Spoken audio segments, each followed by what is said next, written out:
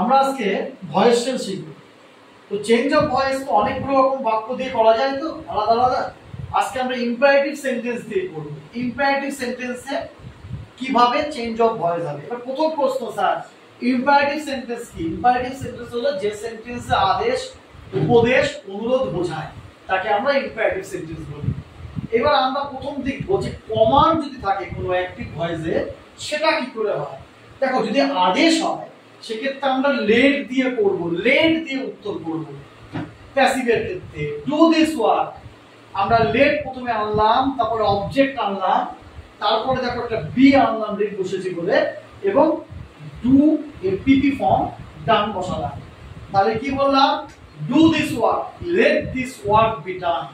আবার বলছি, যদি কমান্ড হয়, আদেশ হয়, তাহলে তুমি লেট দিয়ে করবে। প্রথম লেট বসাবে, তারপর অবজেক্ট বসাবে, তারপরে বি এবং মূল ভার্বের পিপি ফর্ম। তাই দেখো let this work be done. পরেরটা দেখো একই রকম, shut the door, let the door be shut, শাটের পিপি ফর্মও শাট, শাট শাট শাট।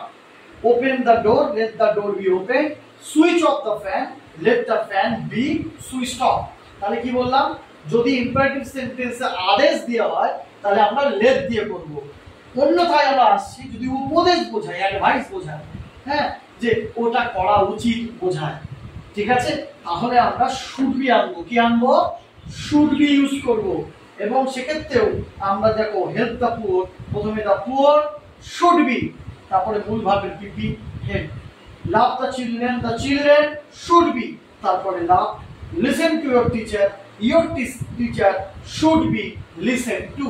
তাহলে আজকে আমরা দুটো জিনিস শিখছিলাম, একটা হচ্ছে আদেশ দিলে লেট দিয়ে করব ভয়েস চেঞ্জ, আর অ্যাডভাইস হলে শুড বি ইউজ করে চেঞ্জ অফ ভয়েস করব।